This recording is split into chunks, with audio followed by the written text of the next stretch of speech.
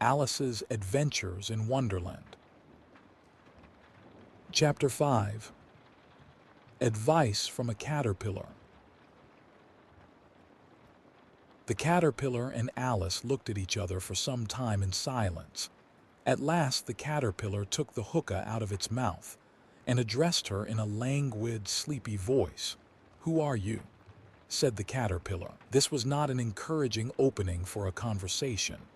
Alice replied rather shyly, I hardly know, sir, just at present.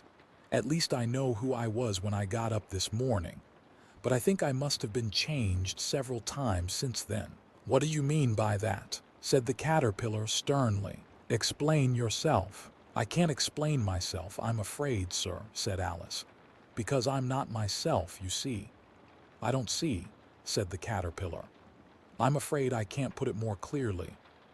Alice replied very politely, "For I can't understand it myself to begin with, and being so many different sizes in a day is very confusing." "It isn't," said the caterpillar. "Well, perhaps you haven't found it so yet," said Alice. "But when you have to turn into a chrysalis, you will someday, you know.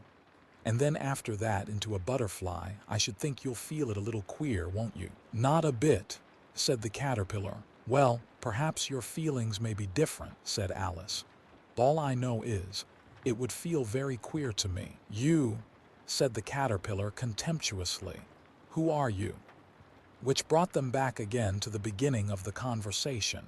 Alice felt a little irritated at the caterpillars making such very short remarks, and she drew herself up and said, very gravely, "I think you ought to tell me who you are first." "Why?" said the caterpillar. Here was another puzzling question. And as Alice could not think of any good reason, and as the caterpillar seemed to be in a very unpleasant state of mind, she turned away. "Come back," the caterpillar called after her. "I've something important to say." This sounded promising. "Certainly." Alice turned and came back again. "Keep your temper," said the caterpillar. "Is that all?" said Alice, swallowing down her anger as well as she could. "No," said the caterpillar. Alice thought she might as well wait, as she had nothing else to do, and perhaps after all it might tell her something worth hearing. For some minutes it puffed away without speaking, but at last it unfolded its arms, took the hookah out of its mouth again, and said, "So you think you're changed, do you?" "I'm afraid I am, sir," said Alice.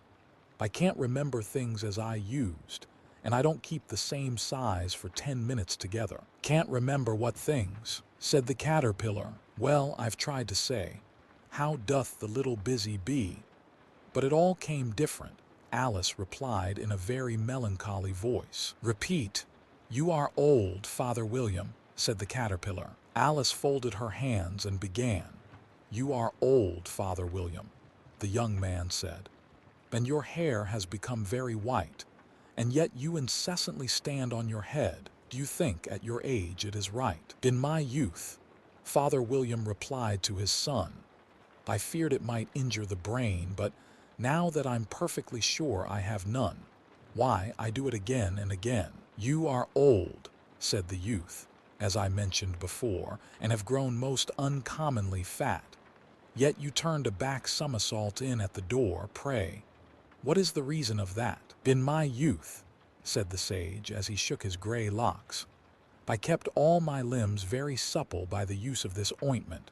1 shilling the box. Allow me to sell you a couple." "You are old," said the youth, "and your jaws are too weak for anything tougher than suet.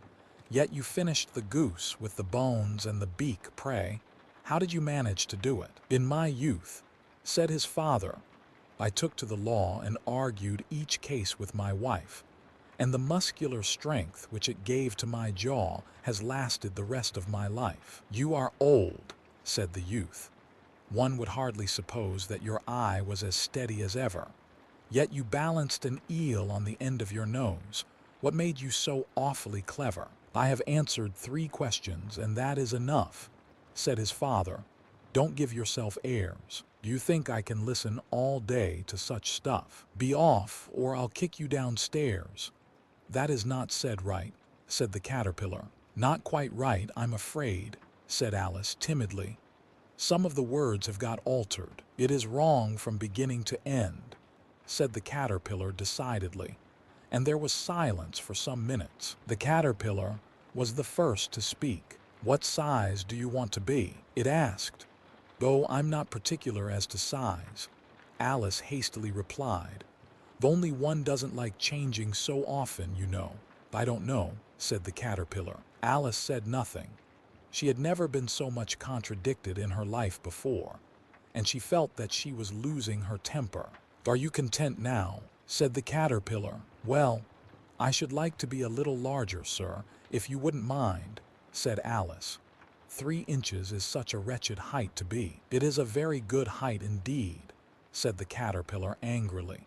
Rearing itself upright as it spoke, it was exactly 3 inches high.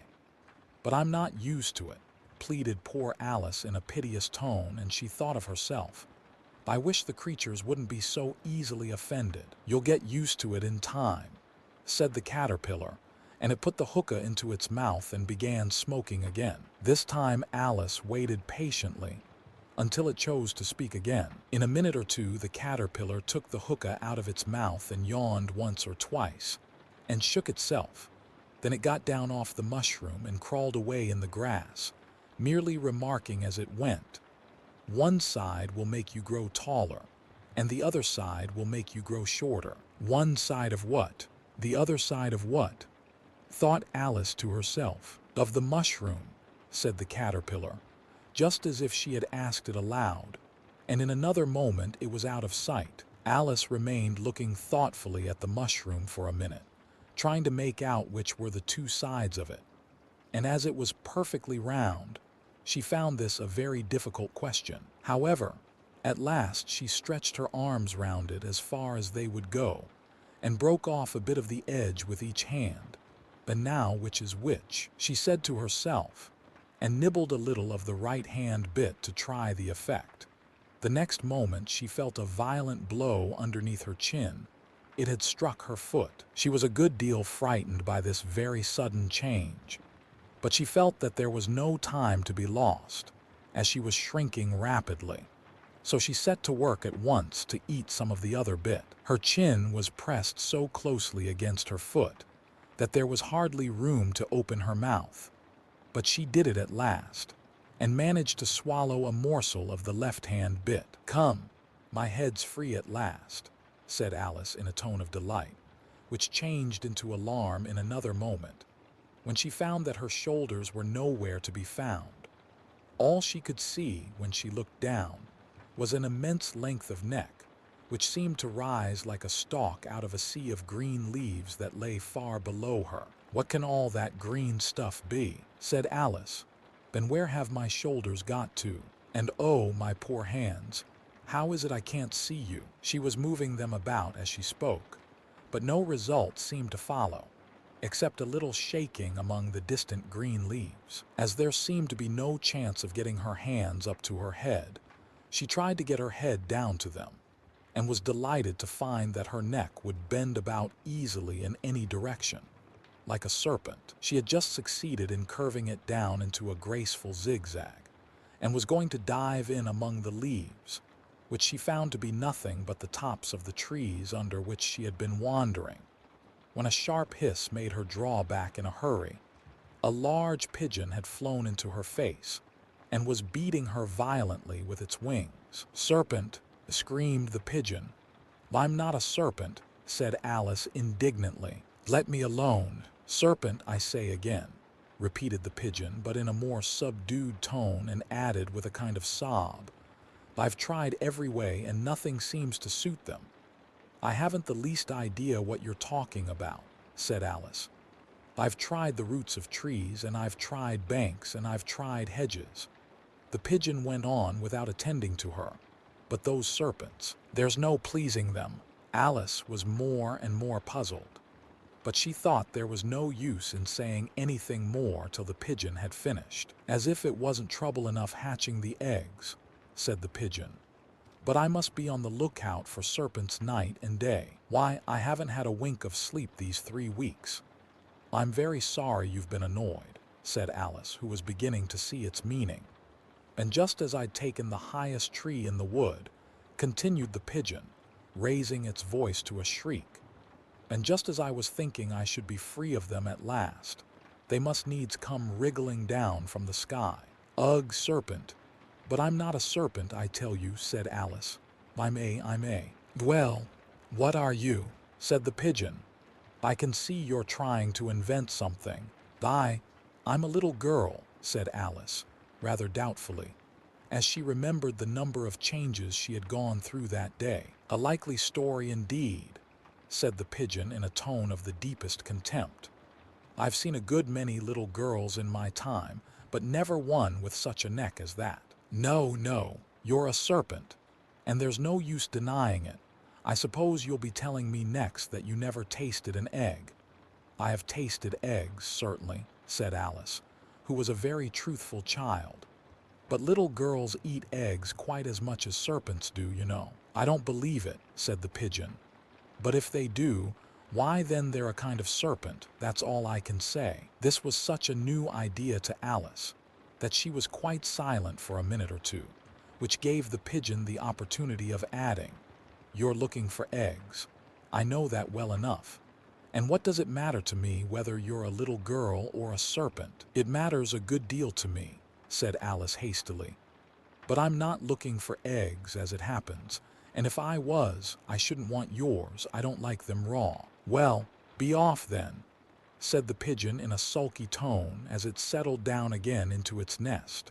Alice crouched down among the trees as well as she could, for her neck kept getting entangled among the branches, and every now and then she had to stop and untwist it. After a while she remembered that she still held the pieces of mushroom in her hands, and she set to work very carefully, nibbling first at one and then at the other, and growing sometimes taller and sometimes shorter, until she had succeeded in bringing herself down to her usual height. It was so long since she had been anything near the right size that it felt quite strange at first, but she got used to it in a few minutes and began talking to herself, as usual. Come, there's half my plan done now. How puzzling all these changes are.